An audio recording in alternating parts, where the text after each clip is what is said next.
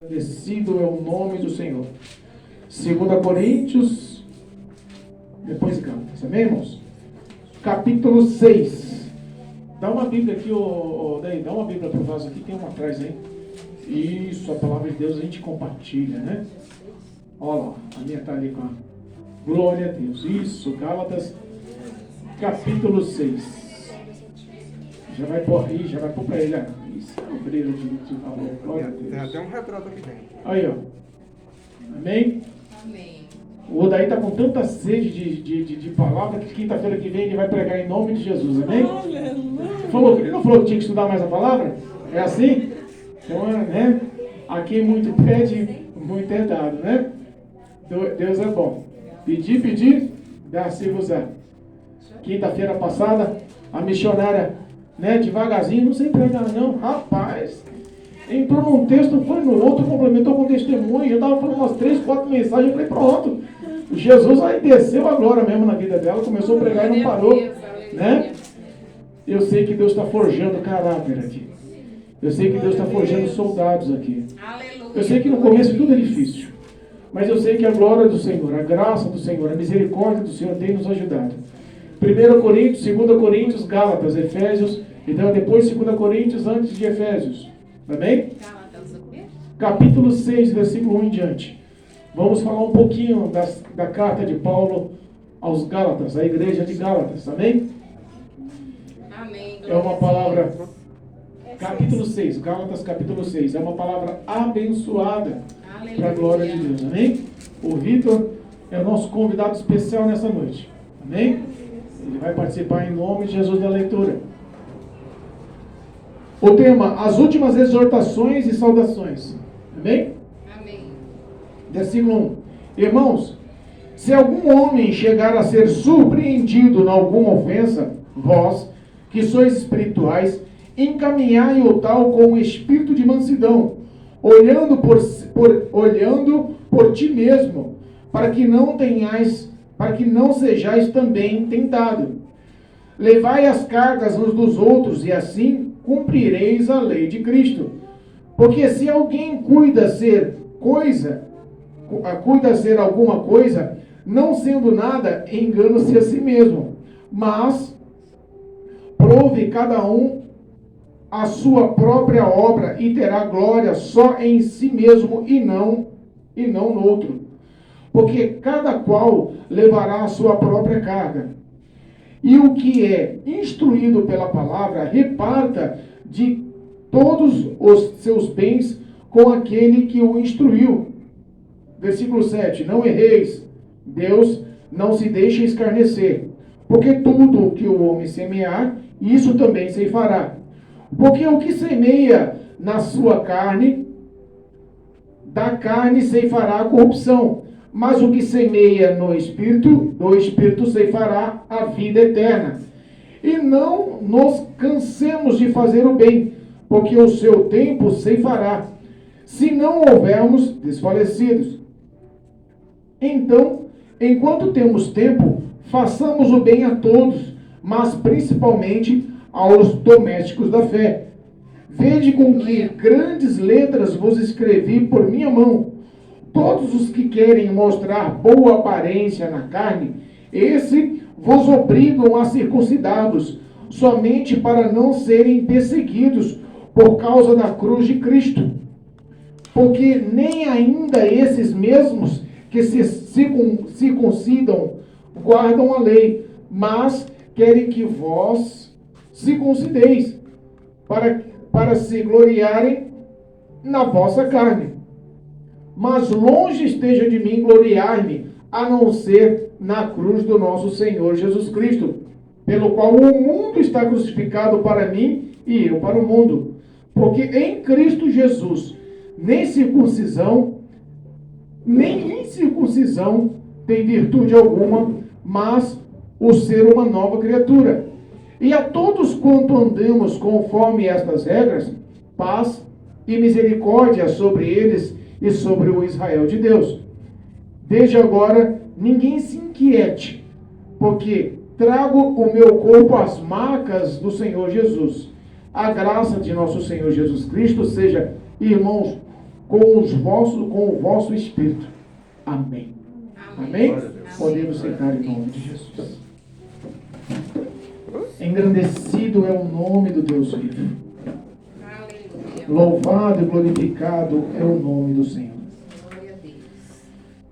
Paulo foi um marco sobre a vida da igreja primitiva. Paulo foi um dos precursores e fundadores dos grandes e a base dos ministérios das igrejas sobre a face da terra.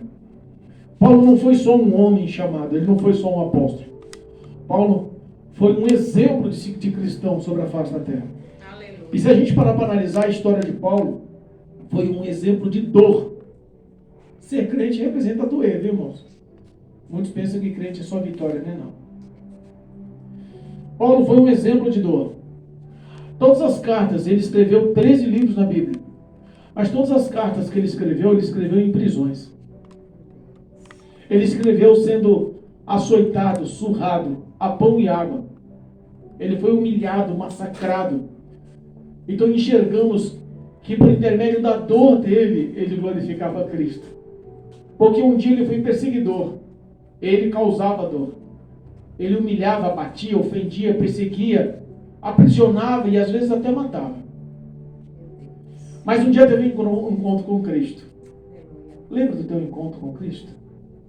Como é que foi o teu encontro com Cristo? Paulo teve uma nova história. A história dele foi mudada. E por ele ser exemplo, ele chamou a responsabilidade para si. Porque ele sabia que tudo que ele padecia era por amor à obra.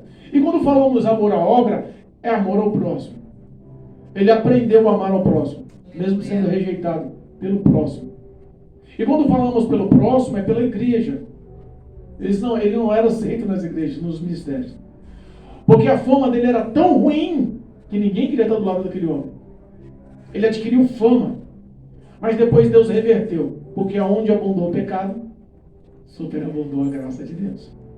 Aleluia. Paulo, ele leva uma história ao apóstolo ou ao pastor da igreja de Gálatas. E se você pegar o livro de Gálatas, é pouquinho, são 6 capítulos. Mas se você entender a história, ou se você, eu já li todo Gálatas, se você entender um pouquinho da história, você vai ver que aquela igreja não era uma igreja madura.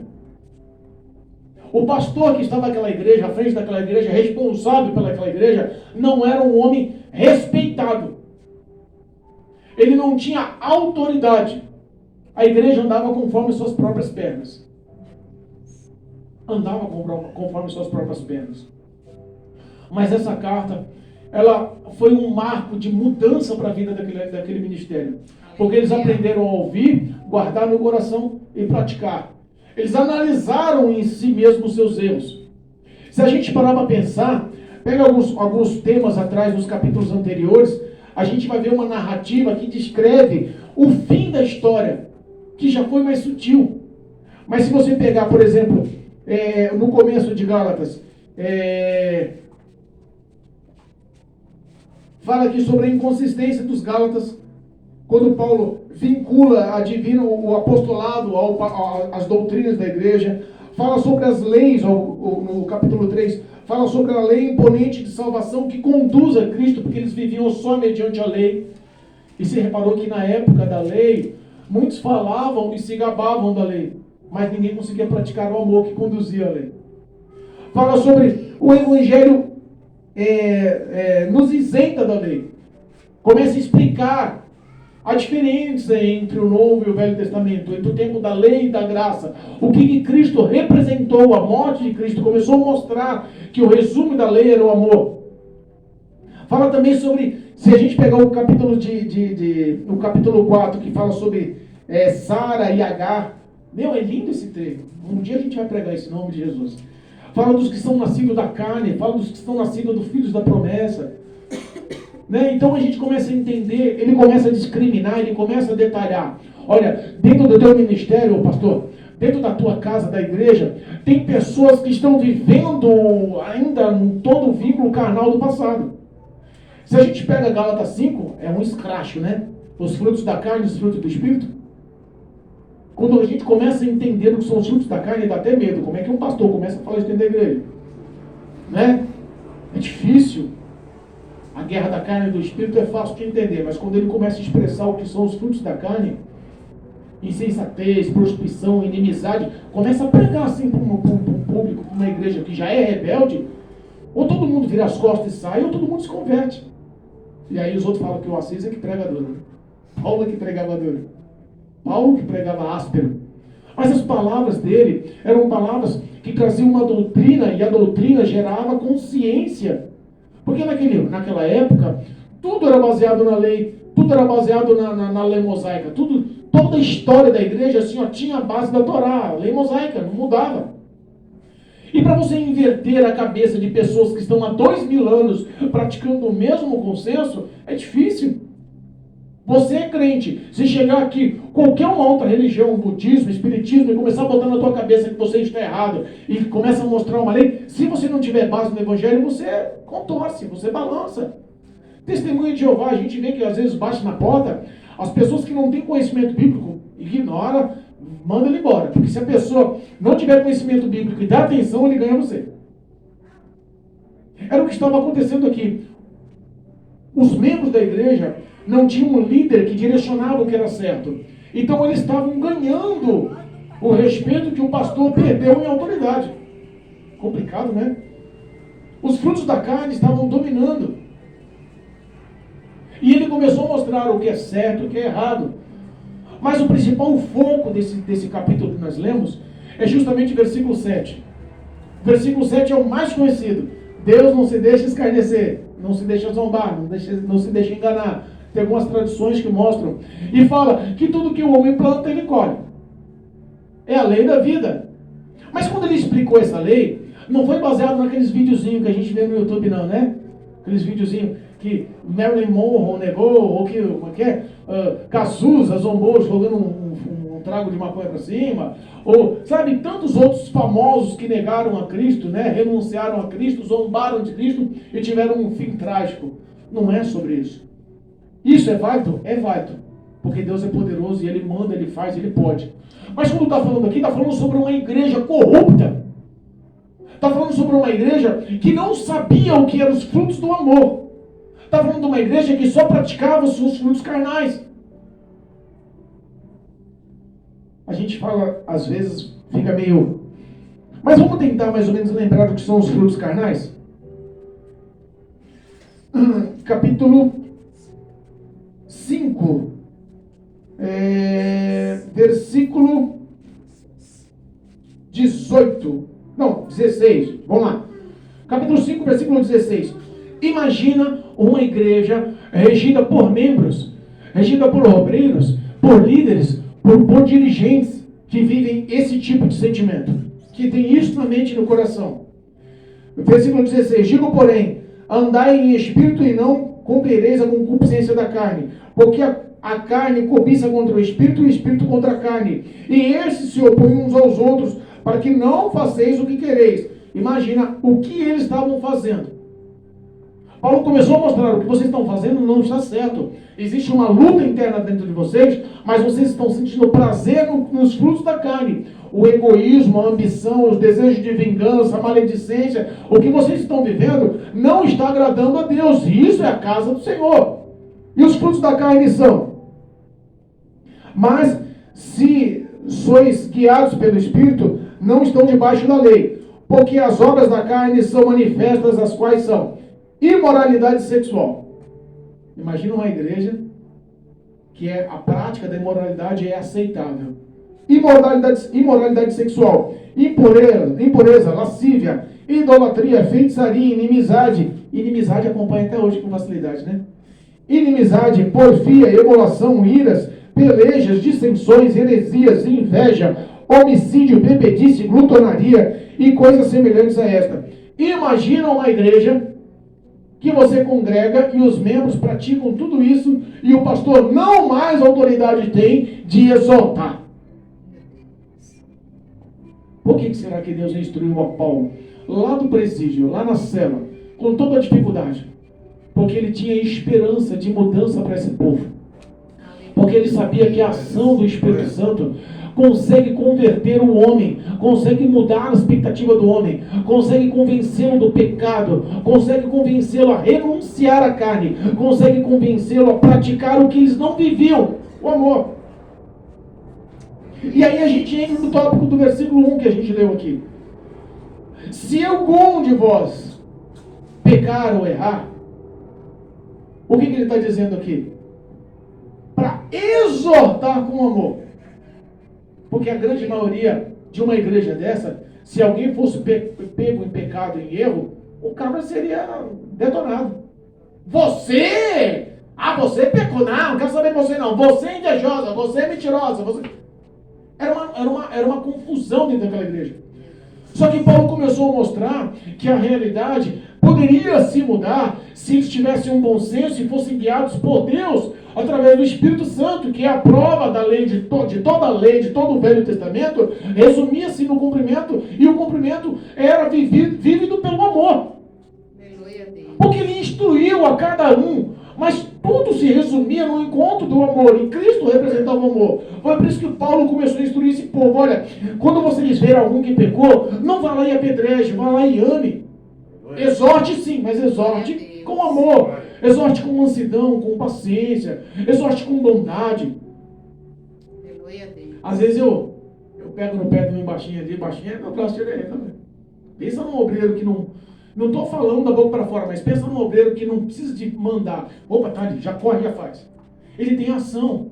Ele é sujeito a falha? É. Mas e eu não? Pelo amor de Deus, acho que eu pego muito mais que ele. Estávamos tendo uma conversa dessa uns dias atrás e falei: rapaz, eu vejo muito mais verdade e sinceridade na sua vida com Deus do que eu.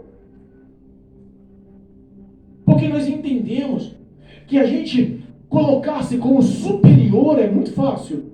A aceitação do seu ego é uma luta interna que, se você não tiver estruturado no amor, você perde. E aí é o que vem aqui a história. Olha, você tente admoestá-lo ou tente repreendê-lo com mansidão. Olha, o que você fez não está legal. Isso daí desagrada a Deus. O Espírito Santo, eu tenho certeza que se entristeceu. Você tem certeza que você quer continuar se isolando de Deus através do pecado? Olha, eu quero te ajudar com isso. Vem cá, vamos orar. Eu tenho certeza que hoje o Espírito vai entrar no teu coração, vai limpar todo o erro do pecado, vai quebrar esse bloqueio que o pecado formou entre você e Deus. Exorte com mansidão, pratique o amor. Eu falo e insisto, o amor é a arma mais poderosa que existe no universo dado por Deus. Nada supera o poder do amor. Nada supera o poder do amor. Mas é o que vivemos nas religiões hoje. O que vivemos nas grandes igrejas hoje? E nas pequenas também, tá? Eu falo grandes igrejas, não pode falar. O que vivemos nas igrejas hoje? Parece que o joio está muito mais acida do que o trigo. Mas tem muito mais joio na igreja que trigo. Acho que se começar a calcular, rapaz, está difícil achar um trigo aí no meio. Porque tem muito joio. Tem muita gente achando que é maior ou melhor. É por isso que quando ele explica que se você pensar em se gloriar em si mesmo, você na realidade não é nada. Você está se enganando. Você já reparou que se um ministério... Vamos dar um exemplo. O primeiro exemplo dos frutos da carne foi a imoralidade sexual. Uma vez eu conversei, essa semana, eu conversei com uma menina aqui da rua, porque eu não perco a oportunidade, pela graça e misericórdia de Deus, de falar do amor do Evangelho. Não perco. Ela passou aqui, começou a conversar comigo, de repente, a conversa, eu já botei Jesus na história, e ela virou e disse: olha, pastor, eu vou falar uma coisa para ti. Eu fiquei 2 anos nas igrejas, mas sinceramente eu tenho dúvidas sobre a existência de Deus. Eu vi tanta coisa errada que eu não consigo mais entender. E eu sinceramente desisti. Nem sei se Deus existe. E aí eu fiz a pergunta que está dizendo no primeiro fruto da carne. Eu falei: vem cá, responda uma coisa para mim. O adultério é certo? A traição é certa? Ela: não. Tá. Boa resposta. O ato do adultério não é certo. O ato da traição não é certo. E é um tema forte, né? Fala em adultério, o cara já olha para a namorada aí, Jesus. Fala em traição, a mulher já olha para o marido aí, meu Deus. Porque é uma coisa que aflige. O pecado da imoralidade sexual é uma coisa ativa, infelizmente, até os dias atuais dentro das igrejas. Aí eu falei para ela: é certo? Ela disse: não. Mentir é certo? Claro que não. Agora responda para mim. Aonde você leu? Aonde você viu? Qual foi a mídia que explicou isso para você? Eu não lembro. Só existe na Bíblia. Em nenhum canto do mundo, nenhum livro, nenhum filósofo, nenhum político, nenhum poeta, em canto nenhum na face da terra explicou que o adultério é errado. E se essas leis cogitadas dentro da Bíblia é a base de tudo que nós pensamos e vemos, se essas leis não foram escritas por um Deus Todo-Poderoso, você infelizmente não conhece Deus mesmo. Mas você vive dentro dos parâmetros e dos mandamentos e dos estatutos da própria palavra de Deus e não reconhece que foi Deus quem fez. Ela caiu em si por si, pastor.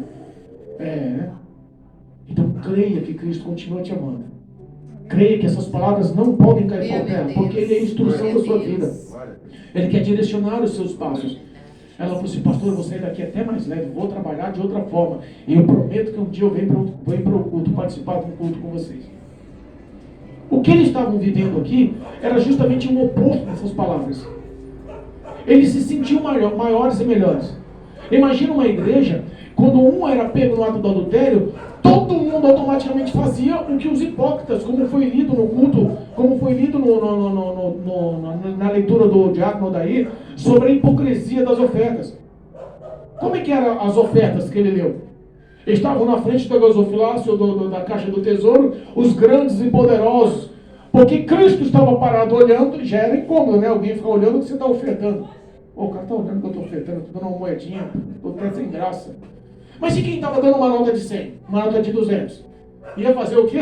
Assim ou daí? Ia fazer o quê? Ia pegar a notinha de 200, olha aí, ó, eu estou ofertando, aí ó, 200 pau, hein?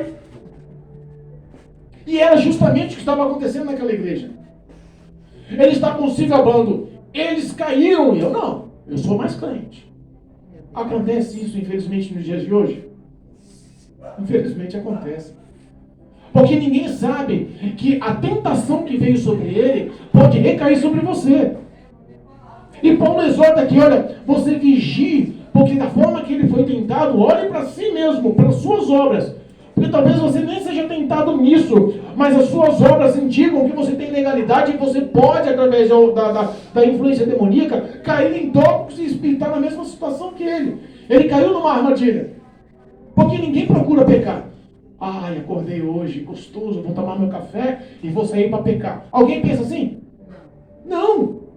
Toda a estratégia diabólica e demoníaca é justamente focada em te afastar da presença de Deus. Mas o papel da igreja, o papel do obreiro, o papel do homem e da mulher de Deus é entender que ele caiu numa armadilha, é botar ele como vítima de demônios e acolhê-lo com exaltação, mansidão e amor.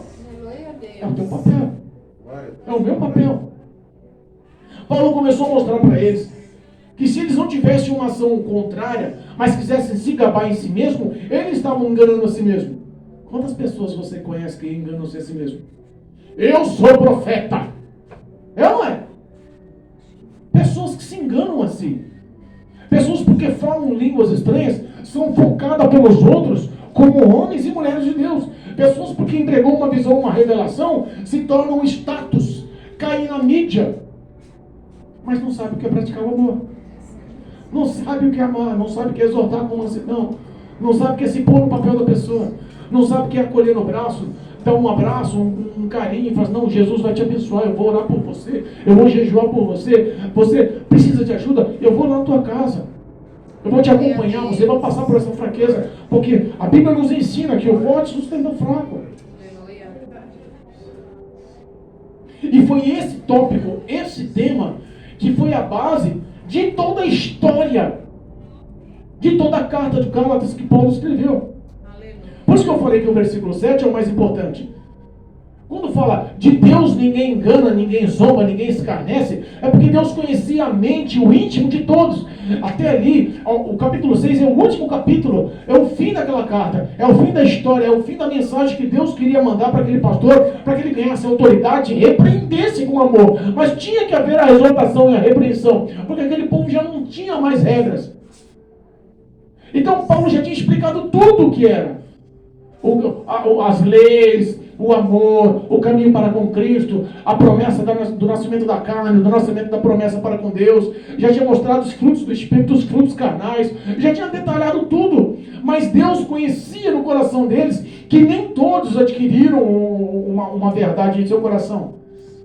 Foi pregado aqui o último culto de doutrina sobre cuidar de vidas, que foi a parábola do semeador. Lembram disso?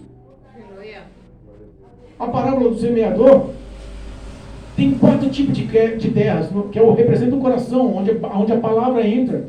Só que desses 4 tipos de terras, 3 são infrutíferas, são ruins, são terras más.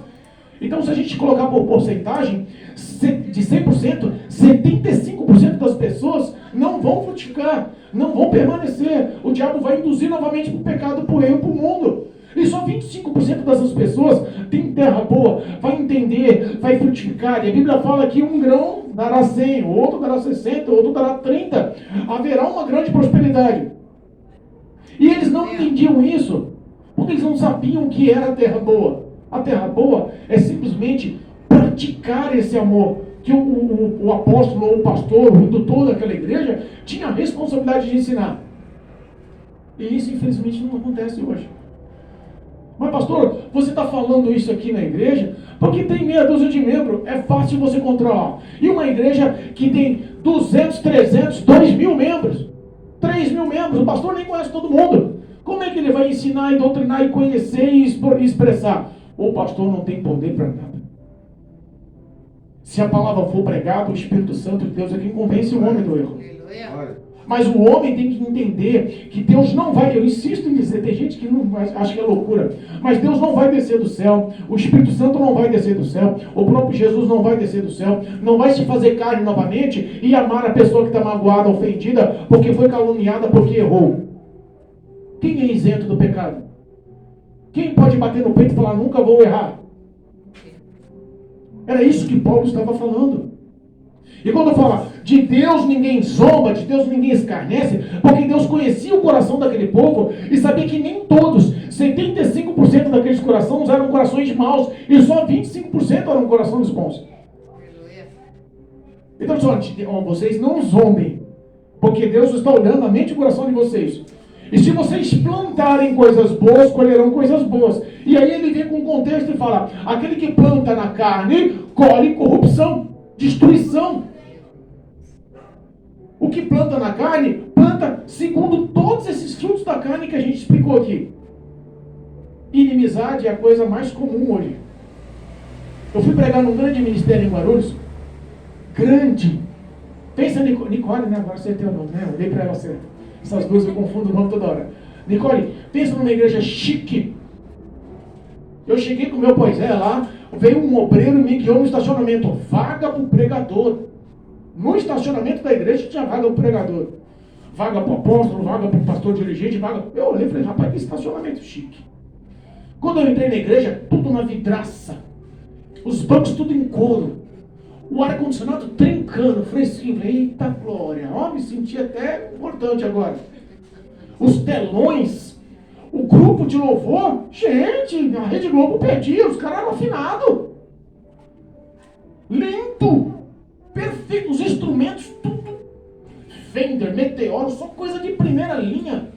O louvor aconteceu, eu falei, nossa, Deus, o que eu estou fazendo aqui? O povo é perfeito. Eu vou levar uma palavra de amor, porque esse povo está completo. Aí Deus faz o que com o pastor Assis? Cajado. Eu entendi alguma coisa? Não. Mas falei o que Deus mandou. E eu não entendi, mas no final eu entendi. Eu levantei e falei assim, irmãos, agora levantem e orem um pelos outros no encerramento. E eu entendi um pouquinho da palavra dura. Aquele louvor era lindo, o grupo de louvor era imenso. A perfeição dos instrumentos, aquele negócio era fantástico. Era uma pastora. Quando ela falava, parece que a igreja toda se amava. Quando eu falei, olhe para o seu irmão do lado e ore por ele, e ninguém olhou na cara do outro. As pessoas que estavam louvando lá na frente não conversavam uma com a outra. Era o que estava acontecendo aqui. Deus olhou o coração e a mente deles e falou, cuidado. Foi instruído, sabe o que é certo e o que é errado, não zombem.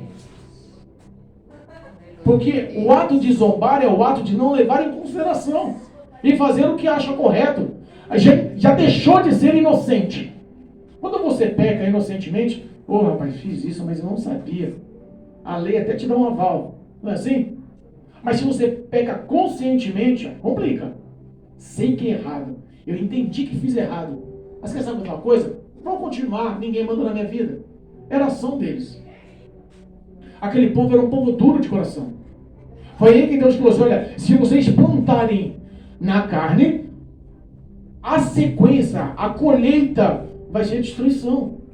Mas quem plantar no Espírito vai ter uma boa colheita. A colheita chamará vida eterna. Aí você fala, não é possível, cara. O povo faz de tudo aí, rapaz. Prospera, compra, evolui, faz, conquista, viaja, sonha, compra, gasta, se mostra, ostenta. E eu me lascando aqui, amando o povo e na dificuldade. A tua recompensa não é aqui, não. Aleluia.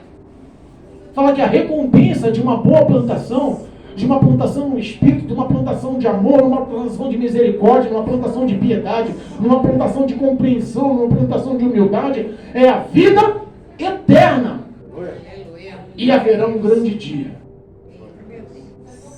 Esse dia vai acontecer com o arrebatamento ou com a sua morte.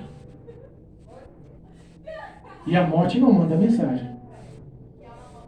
Eu lembrei de um tópico nessa semana, e eu até conversei com seu pai, quando estávamos na laje ontem conversando.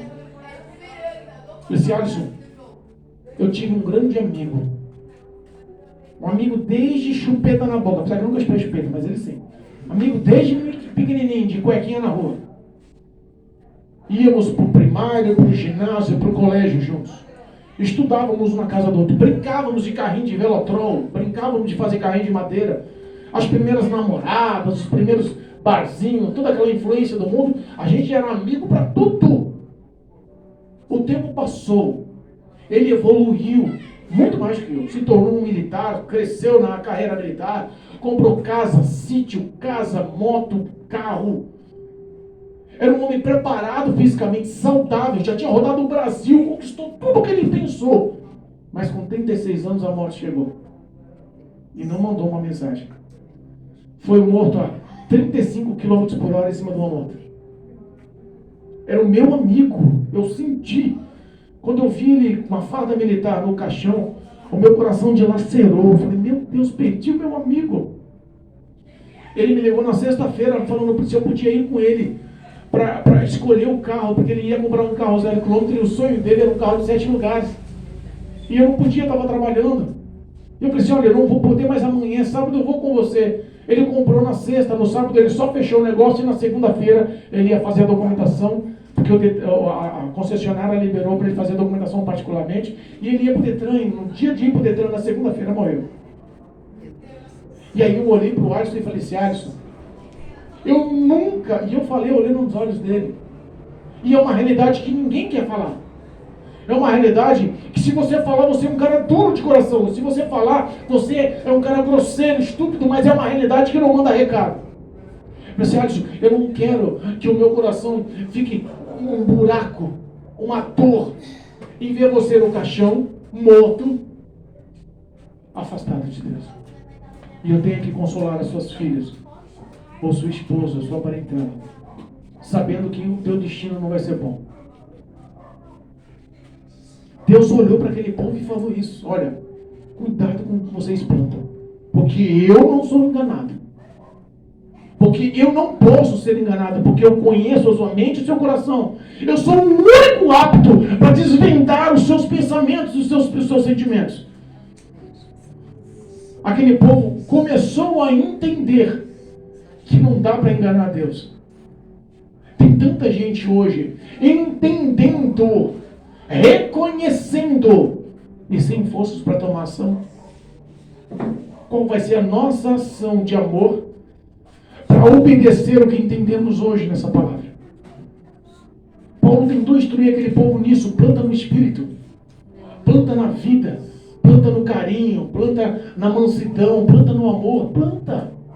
Acolhe as pessoas que estão enfraquecidas, amem, leve uma palavra de consolo. O Jesus te ama, um abraço. Cristo quer te dar um renovo. Sabe essas pequenas palavras que você ouve aqui dentro e é tão comum para ele lá fora com o coração dilacerado, com um buraco no peito, magoado, entristecido, sem força para nada. Se você der um abraço, apertar e falar, rapaz, eu estou contigo porque deve eu continuo orando por você. Foi o que eu fiz com teu pai ontem. O respeito, o carinho e a consideração que eu tenho com você não é só de amigo, mas é de cristão. Eu quero ver você bem com o Senhor novamente. Aleluia a Deus. E abracei ele, orei por ele. Porque às vezes a gente fala, ser repreendido é duro. Mas a repreensão, quando fazemos uma autoanálise, com o tempo cai a ficha. Ela gera paz. Ela gera justiça. Você fala, realmente precisava. Aleluia. E a repreensão, ela tem que ter carinho. Mas tem que ter a repreensão. Aquele povo foi repreendido por Paulo. Aquele povo ganhou uma autoridade que eles não tinham, que era um pastor apto, capaz por Deus, e não mais inocente. E queria abrir os olhos de todos, que ninguém é inocente. O que vocês estão ouvindo aqui está sendo anotado por um anjo no memorial de Deus. Não pode se falar, não sabia que o amor tinha toda essa influência, que eu tinha que amar o próximo. As orações nossas são muito mesquinhas. Eu falo, não, eu não peco, eu estou bem com Deus, estou sossegado. Mentira! Porque quando relacionamos com Deus, ou quando pensamos que não pecamos, é a maior fragilidade da vida do homem. É a legalidade que o inimigo quer para trabalhar na vida do homem, para destruir o ego dele lá para cima. O ato de estar bem com Deus é o ato de amar ao próximo. Quantas vezes oramos e pedimos, Senhor, me abençoa, Senhor, me perdoa, Senhor, abre a porta, Senhor, me ajuda a conquistar aquela promoção, Senhor, aumento do salário, Senhor, quebrou meu carro, me ajuda, Senhor, eu quero trocar de 160 para 250 sem entrada. Quantas petições a gente faz? Fazemos ou não fazemos? Olhamos para si nas nossas orações e não olhamos. E eu estou falando numa oração material, e quantas pessoas estão clamando por dons? Senhor, eu quero dom de profecia, Senhor, eu quero... É pecado? Não, não é pecado. Mas sabe o que eu instruo o ministério? Sabe o que eu instruo a igreja? Eu já falei, eles sabem disso. Os dons são bíblicos. A autoridade do Espírito Santo é total sobre esse ministério. Ele manda, ele pode, ele faz. A glorificação é dada ao nome de Jesus. Ele tem o poder de realizar o que ele quiser nesse pequeno ministério, porque foi ele que abriu esse ministério. E se Deus quiser dar dons para todos, derrame o seu Espírito sobre toda a carne, Senhor. Seja feita a tua boa, perfeita e agradável vontade. Mas a minha instrução é: ouçam as palavras de Deus, guardem em vossos corações e pratiquem-nas, porque dons não levam para o céu. As suas conquistas materiais vão ficar na terra. O que leva à comunhão com Deus, o que leva à prática da vida eterna, é sermos obedientes. Era isso que Deus estava falando no versículo 7. Não briga comigo, me obedece, planta na vida, na paz, planta no que é bom, a colheita é grande, é maior. Mas aí tem um detalhe. Quando ele fala no versículo 8, fala para aqueles que receberão a vida. Como é que deixa eu achar aqui? Aos que tiverem... Aqui, ó, versículo 9.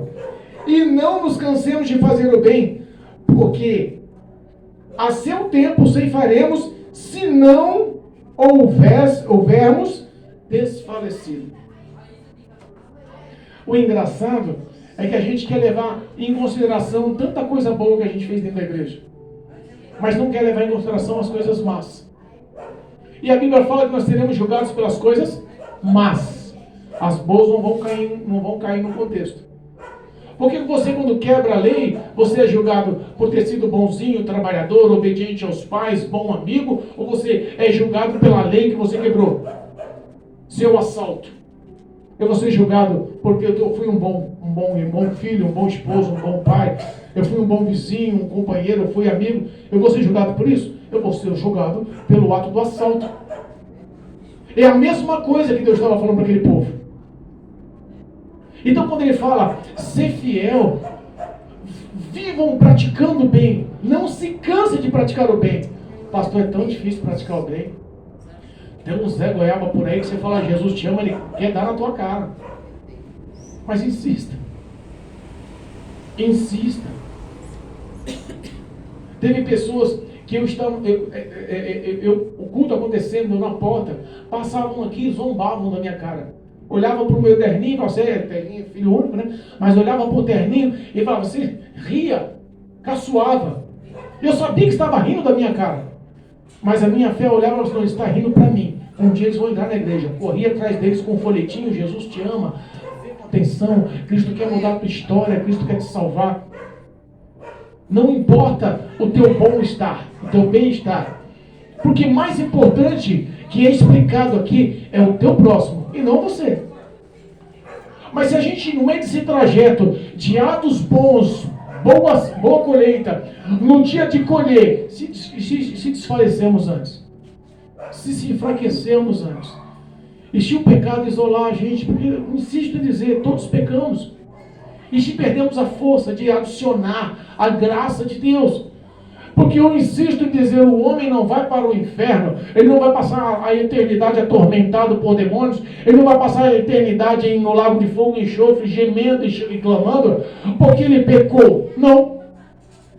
Mas pastor, como? No céu não entra pecado? Se ele pecou, ele vai para o inferno. Não. O pecado não tem esse poder. Ele vai para o inferno porque ele simplesmente não quis saber do perdão, da graça e da misericórdia de Deus. Porque quem instrui o homem é a graça de Deus. Eu peco, mas se eu clamar ao Senhor com o coração limpo, o perdão chega a mim. Deus estava mostrando que nós tínhamos que ser fiéis até o fim, porque a nossa recompensa não é na terra. A nossa recompensa é eterna. Muitos estão pensando que a recompensa é aqui, mas para os que estão enfraquecidos, o nosso papel é ser um canal de bênção. Tem sido um canal de bênção? Quantas oportunidades você perdeu essa semana? Faça uma autoanálise. Falou para o vizinho que bate papo todo dia? Ontem minha irmã, conversando com ela pelo telefone à noite, ela estava adoecida com Covid, estava com suspeita de pneumonia, tomando um monte de medicamento, com falta de ar, passando mal em casa. E eu olhei para ela e falei assim, filha, Deus castiga e corrige quem ama. Você está passando essa provação, essa dificuldade, quer se aproximar de Deus. Quer ser curada, quer ser levantada, quer ser restaurada, faz uma loucura para Deus. Como? Faz uma loucura. Olha a Deus, pega a Bíblia, leia, pega um capítulo, entenda o versículo, a parábola, o que Cristo diz, entenda, leia, releia, abriu a sua mente, entendeu? Vai lá no vizinho, bata a palma, bata na porta, olha, vim aqui só para falar o que eu entendi na Bíblia que eu li hoje, o meu coração está ardendo de falar que Jesus te ama. Faça umas loucuras para você ver se Deus não te cura. Porque Deus não tem compromisso com pessoas que não querem trabalhar. Já reparou que a gente só pede?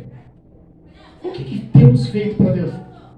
Analisa aí no último mês, o que você fez para Jesus para alegrar o coração dele com um ato de fé? Aqueles heróis da fé foram exemplos para a gente. Aí Paulo ele entra num tópico que é extremamente religioso e é atuante no dia de hoje, que é o tópico da circuncisão ou da incircuncisão. Você reparou que uma pessoa religiosa, ela tem o apoio de todos? Os grandes ministérios, os grandes templos, que são numerosos, estão cheios, são tudo pessoas religiosas. Ninguém olha para si e aponta o erro de cada um, porque todos praticam os mesmos erros. Deixamos de ser protestantes contra o pecado. No passado éramos protestantes, depois passamos a ser crente. Hoje é gospel, virou moda. Muda o contexto. Você reparou que a nossa fé esfria? E a Bíblia fala que com o aumento da iniquidade, o amor se esfriaria. Quando falou em circuncisão, foi justamente as pessoas que queriam religiosamente mostrar que estavam 100% corretas. Porque não queriam carregar a perseguição pelo amor à cruz. Paulo olhou e falou assim, olha, já passei do horário. Paulo olhou e falou, olha, a circuncisão ou a incircuncisão não tem valor nenhum. O que tem valor é o caráter forjado por Deus, através da palavra, que vai mudar a tua conduta, e você vai aprender a orar pelo próximo, a jejuar pelo próximo, a amar o próximo, a perdoar o próximo, a ajudar a carregar o fardo pesado do próximo, a ter compreensão, ser humilde com o próximo. Infelizmente, poucos praticam isso. mas é acolher o próximo dentro da casa deles. Convidou alguém para Jesus algum dia? E ele falou assim, não sei, eu vou dar. Mas você fala assim, não, mas eu vou na tua casa. Se você falar que vai, eu vou até na tua porta. Tal hora eu vou lá, eu vou até um pouco antes para a gente tomar um café. Você me convida para tomar um café na sua casa? Faz umas loucuras. Jesus vai te honrar. Rapaz, esse cara é insistente mesmo, eu gosto dele, tenho consideração por ele, e aqui não vai ter como escapar. A oportunidade é dada por Deus, e quem convence o homem do erro não é você, é Deus, é o Espírito Santo que lateja no teu coração, clamando para que você tome uma ação de fé, para que o nome dele seja glorificado, e aquelas pessoas que estão em trevas sejam resgatadas. Porque dura coisa é estar perdido, dura coisa é estar com o coração ferido, dura coisa é estar com sentimentos dilacerados, e você tem um remédio para todo esse tipo de dor e guarda para si. O dia do julgamento não dá para enganar a Deus. A colheita vai ser muito farta, porque é bom ou porque é ruim. Qual que vai ser a nossa surpresa perante o tribunal de Cristo? A Bíblia fala que hoje ele é nosso advogado fiel, mas um dia ele será nosso juiz. E você acha que um Deus todo-poderoso, que te conhece desde o ventre da mãe até o último suspiro, fôlego de vida, ele não conhece a sua história nas palmas da mão? Tem como enganar ou zombar de Deus nessa hora? Para muitos vai ser um dia de pavor. Meu Deus, vou ter que dar satisfação agora. Todos os meus pecados e erros, que não me arrependi, que negligenciei a misericórdia e o perdão. Eu podia ter me aproximado, mesmo pecando, Deus estava apto para me perdoar, porque o sangue na cruz me deu essa garantia, porque Ele me ama. Mas eu desisti. Não seja religioso. A circuncisão ou a incircuncisão, Paulo especificava que era na época da lei, mas mesmo os que circuncidavam as pessoas, lembra o que é circuncisão e incircuncisão? Era um selo de promessa, é uma marca de promessa para o povo escolhido, o povo de Israel, o povo amado por Deus. As crianças, quando chegavam a 7 anos, eles cortavam o prepúcio do pênis da criança. E o ato daquele corte era o ato que Deus falou, crescer e multiplicar-vos. Aquilo facilitava a proliferação da gestação. Era um selo de promessa. Lembra quando Davi foi pregado no domingo aqui? Foi pregado, não foi, Eliana? Quando Davi falou assim para o gigante Golias, quem é esse incircunciso? O que ele quis dizer? Quem é esse que não tem a marca da promessa? Quem é esse que não tem o selo do Espírito? Quem é esse que não tem compromisso com Deus? Aquilo foi um ato religioso na lei mosaica, mas Cristo, olhando a mente e o coração, porque de Deus ninguém zomba, viu que aquela prática não estava sendo mais vivida como tinha que ser vivida. Que a incredulidade e a falta do amor já tinha matado aquela lei. Foi por isso que Paulo falou assim, olha, as marcas que eu tenho hoje no meu corpo, eu imagino a cena de Paulo mostrando as marcas que ele tinha no corpo por amor à cruz do Evangelho. Tem noção do que Paulo sofreu? Você sabe o que é o espinho na carne que Paulo sofria? Eu já vi tanta gente pregando umas coisas meia loucas, né, Clélia? Que o espinho na carne era um pecado, que o espinho na carne era uma enfermidade, que o espinho na carne era uma perseguição. É nada. O espinho na carne era um romano que morava com ele. E todas as vezes que ele saía para anunciar o Evangelho, que voltava, ele apanhava na cara. Tapa de mão aberta. Está na Bíblia. Tem noção quanta humilhação, quanta surra, quanto sofrimento, quanta perseguição, quantas prisões, quanta necessidade, quanta escassez, quanto choro. Eu imagino Paulo falou assim, olha, as minhas marcas não são de circuncisão ou de incircuncisão. Eu imagino ele abrindo a camisa e mostrando as surras, as marcas, as cicatrizes. Tudo isso eu tenho com orgulho, porque hoje eu sou e pertenço a um Deus Todo-Poderoso. Eu estou aprisionado por esse amor de Cristo. E as minhas marcas têm muito mais importância porque eu amo esse amor. Eu amo ser amado, eu amo amar. Paulo nos deu um exemplo e ensinou aquele povo, dando um foco de que se você viver essas palavras que é o amor, a paz e a misericórdia de Deus vai te guiar para sempre. Precisamos aprender o que é amar. Precisamos aprender o que é amar. Quando eu vi vocês entrando, eu falei, cadê o Alisson? Cadê o Davizinho? Eu olhei, eu analisei, pensei que ia todos virem. Mas Deus sabe de todas as coisas. Aquele que está forte, sustente-o. Qual vai ser a ação de amor de vocês? Porque os mais próximos dele são vocês. Não sou eu. Dá bênção pro seu pai todo dia? Dá um beijo no pai todo dia. Cumprimenta o sogrão todo dia. Faz comida pro pai. Essa menina faz. Rapaz, herdou da Cléria. Essa menina, o almoço dela me chamou para almoçar. Eu quase cedi, mas não podia deixar minha gordinha sem almoçar comigo. Vocês têm relacionamento, mas pratiquem o amor em Cristo. Honre. Faça loucura. Loucura. O evangelho para muitos é loucura, sabe por quê? Porque o crente é louco por essa palavra. E se Deus formar uma estratégia para que você seja louco, mas honre com a tua fé e alegre o coração de Deus, pode ter certeza que Ele vai ser sua fortaleza até a vinda de Cristo. Glória a Deus. Mas seja louco pelo Senhor, porque Jesus é louco por vocês. Deus todo-poderoso. Jesus é louco por nós e não valorizamos isso. O ato de não valorizarmos a morte de Jesus no Calvário é o ato de não aprendermos a amar. Porque se Ele morreu por amor, por que eu não posso honrar essa ação? Quando falam lá em Romanos capítulo 6, que eu fui morto, com o exemplo da morte de Cristo, que morreu no Calvário e ressuscitou, é a mesma coisa nós. Morremos para o mundo e ressuscitamos para Cristo. E se ressuscitamos para Cristo, temos que imitar as ações dele. As ações dele foram cruéis? Foram vingativas? Foram frutos da carne? As ações dele só resumiram em amor. Então, em nome de Jesus, aprenda a amar. Aprenda a fazer o bem. Pastor, me persegue, ame ele. Mas me amaldiçoa, abençoe ele. Mas fala mentira de mim, glorifique a Deus, porque você é bem-aventurado. Vai lá e dê um abraço mesmo falando mentira. Não entre em contenda, porque você vai ganhar a discussão, mas vai perder a comunhão com Deus. Perca a discussão. Seja humilde. Pode ser chamado de tolo. Não tem problema. Paulo nos ensina a ser tolo para ganhar os tolos.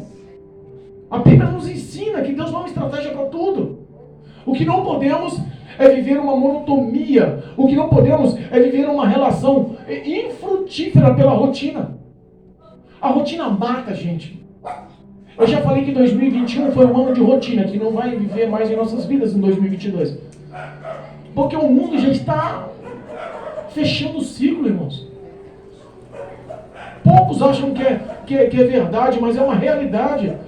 O anticristo está atuando sobre a face da terra. O governo mundial está atuando sobre a face da terra. Já tem data prevista para um governo único no mundo.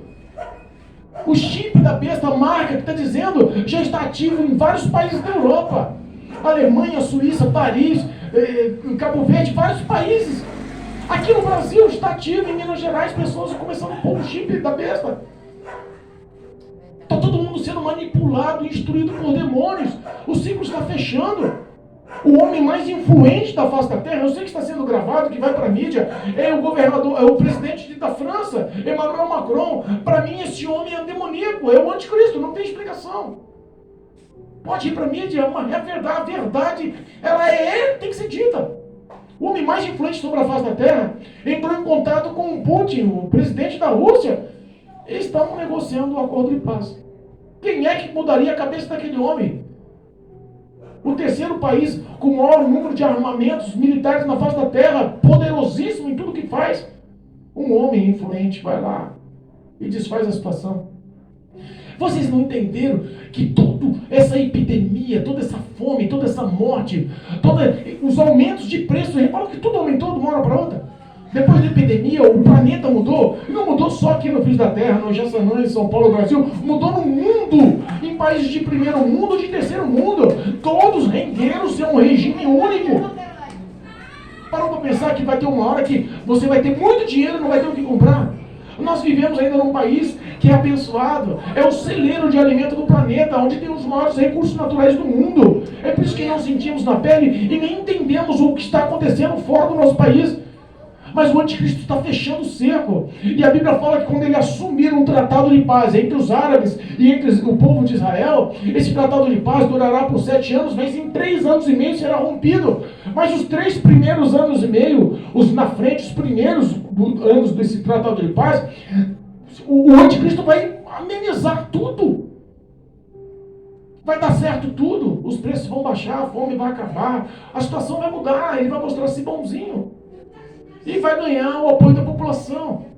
Mas a Bíblia fala que esse tratado vai ser quebrado. E demônios vão atuar sobre a face da terra. Mais de 200 milhões de demônios sairão do abismo para atormentar as pessoas que colocaram um chip. Demônios como nuvem de gafanhotos. Quantos sinais a terra está dando? Quantos sinais Deus está dando? Como o homem se tornou especialista em negar os sinais de Deus. Terremoto, incêndio, fome, morte. Falando em gafanhotos, essas nuvens de gafanhotos que estão afetando os outros países, dizem que é 51 vezes maior do que todos os 8 bilhões de habitantes na face da terra. E onde passa a fome se alastra por anos. O incêndio nos Estados Unidos destrói cidades inteiras. Califórnia, Hollywood, toda a ostentação, toda a riqueza sucumbiu ao poder do fogo. Quantos sinais a gente precisa de ver? A gente não enxerga, mas o mundo o ciclo está fechando. Demônios estão sendo ordenados pelo anticristo e por Satanás. E o ciclo está fechando. E sabe o que a gente pensa? Em só olhar para si. Eu insisto, vivam o amor. Porque se vocês fizerem para o Senhor sempre vai fazer para vocês.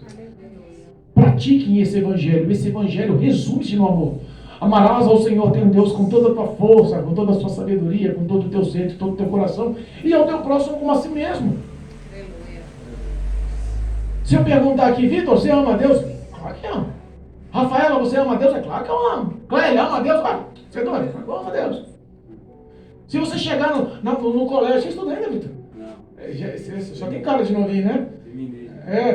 Só tem cara de novinho.